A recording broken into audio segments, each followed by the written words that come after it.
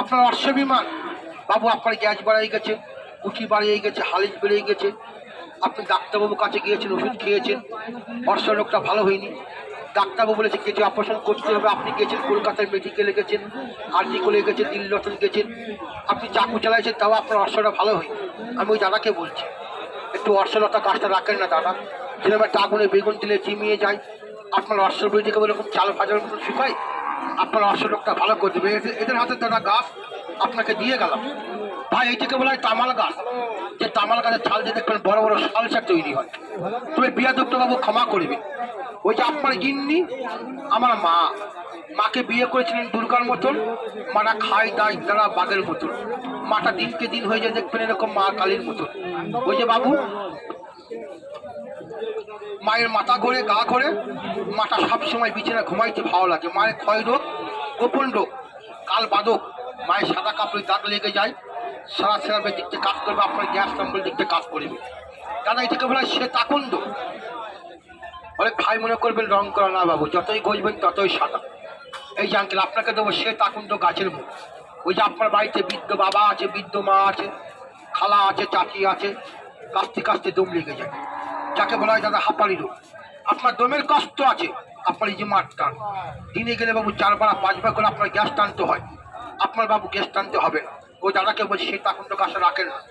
এই যে সকাল 7টায় বাবু আমি দোকান লাগাচ্ছি, 12টা বাজে যাচ্ছে, ঘন্টায় ঘন্টায় চিল্লাবেন, আপনার হাঁপানি বলে খুঁজে পাবেন না। বলতে এই থেকে বলে রক্তচন্দন, যে রক্তচন্দন দিয়ে বাবু ইন্দিরা গান্ধীকে ফুলাই ছিল দাদা, 10 টাকার মধ্যে করে কিনতে পাওয়া যায় বেনের দোকানে। ওই যে হিন্দুদের যে বেনের দোকান বলে ওখানে পাওয়া যায়। এটা আপনাকে দেবো রক্তচন্দন। যিনি বলছেন দাদা মাথায় তেল দিয়েছেন, ঘাড়ে গামছা নিয়েছেন, দাদা আপনি পানি থেকে বা জলে নেমে গেছেন, আপনার জলে পানি নেমে ভাই পুরসাপ, ভাই আকাশে মেঘ দেখবেন আপনার ঘন ঘন পুরসাপ, পুরসাপের সঙ্গে জ্বালা পোড়া করে, পুরসাপের সঙ্গে আপনার ধাতু যায়, মেহুরোগ স্বপ্ন দোষ, ধাতু রোগ। দাদা ভাই বিয়াদুপটা ক্ষমা করবেন, মাফ করবেন। যিনি দেখছেন দিনের বেলায় অঞ্জু ঘোষ, রাত্র হয় নাইট পোস্ট, রাখেন না বাবা একটু রক্তচন্দন, ঘন ঘন দাদা ঘন ঘন পুরসাপের দিক থেকে আপনার ঘন ঘন পানিতে জলে লাগলে পুরসাপ রাখেন না, কথা ঘন্টায় ঘন্টায় কাজ করবেন, আপনি রাখেন না বাবু। এই সীতাকুণ্ড গাছটা দিয়ে আছে, আমি তো প্রচার করছি বাবু, আপনাকে দেবো লজ্জাপতি।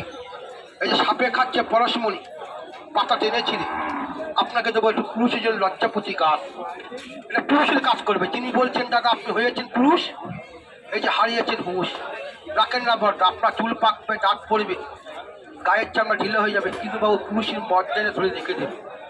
পুরুষের জন্য পুরুষ লজ্জাপতি গাছ দিয়ে গেলাম। পুরুষ দাদা চাই না গাড়ি, চাই না বাড়ি, চাই বাড়ির মতন আপনার মর্যাদা, আপনার মর্যাদা যদি ঠিক থাকে না, আপনার স্ত্রী আপনার গাছতলায় বাস করবে। পুরুষের জন্য লজ্জাপতি দিয়ে গেলাম দাদা, প্রত্যেকটা আইটেম দিয়েছি। তবু আপনাকে একটু কালো ঘোড়ার হার, অনেক দাদা মনে মনে ভাবছেন, চিন্তা করছেন, দাঁড়ায় দাঁড়ায় যে কী জিনিস এইটা, হয়তো কোনো মানুষের হারা আছে, না তো কোনো গরু ছাগলের হারা আছে না বাবা। ওই যে ঘোড়া ছিলেন না, ঘোড়া দেখুন অনেক বাবুরা কলকাতায় যায়, ধর্মতলায় দেখুন এখন ঘোড়া নেই যায়, দেখবেন আঙ্কেল যে ঘোড়ার পায়ের তলায় থাকে, অনেক বাবুরা লাল বলে, লোহা বলে, ফুল বলে, অনেক বাবুরা কিনে এনে গাইতে মারে, বাড়িতে মারে, ব্যবসার চৌকাঠে মারে, অনেক দাদা আবার আংটি করে ব্যবহার করে। ওই যে কথায় আছে দাদা মানুষ ভালো বলে দেখবেন মানুষের নজর ভালো না। ওই যে আপনি ব্যবসা করেন ভালো, কারবার করেন ভালো, সার্ভিস করেন ভালো, আঙ্কেল মানুষের চোখই লাগে না ভালো।